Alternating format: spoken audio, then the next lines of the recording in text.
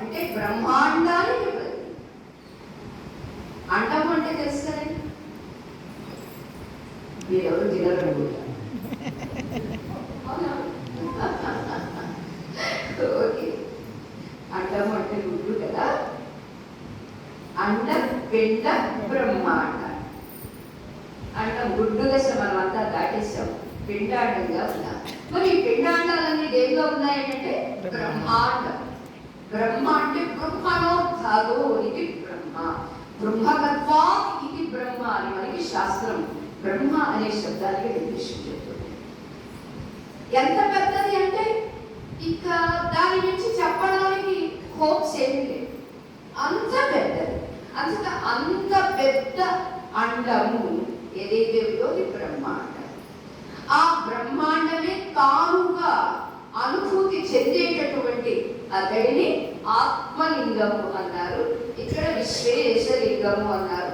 పేరు ఏమైనా మారవచ్చు, విశ్వేశ్వరుడు కావచ్చు, రామేశ్వరుడు కావచ్చు, ద్వాదశ జ్యోతిర్లింగాలు ఉన్నాయి కదా, అవి ఏ సోమనాథుడు కావచ్చు, మల్లేశ్వరుడు కావచ్చు, మహాకాళేశ్వరుడు కావచ్చు, ఓంకారేశ్వరుడు కావచ్చు, వైద్యనాథేశ్వరుడు కావచ్చు, భీమేశ్వరుడు కావచ్చు, భీమశంకరుడా, రామేశ్వరుడు కావచ్చు, నాగేశ్వరుడు కావచ్చు, విశ్వేశ్వరుడు కావచ్చు, తర్వాత త్రయంబకేశ్వరుడు, కేదారేశ్వరుడు, కృష్ణేశ్వరుడు, ఇవి ఓకే.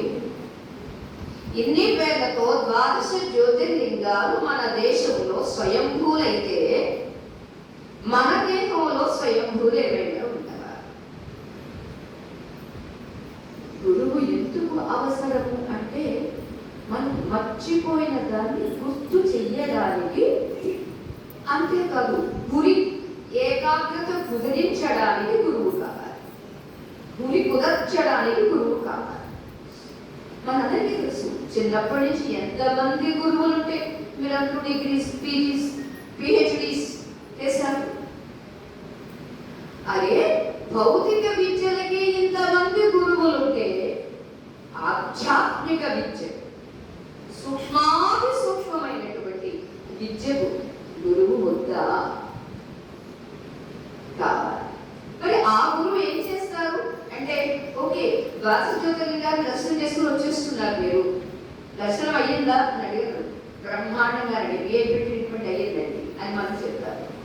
నీకు నిజంగా దర్శనం అయ్యిందా అని అడుగుతారు. స్వామివారికి అర్థం కావట్లేదా ఏంటి దర్శనం అయ్యిందని చెప్పి ఎన్నిసార్లు అడుగుతున్నారు అంటే ఇంకోసారి అడుగుతారు, అయ్యిందా?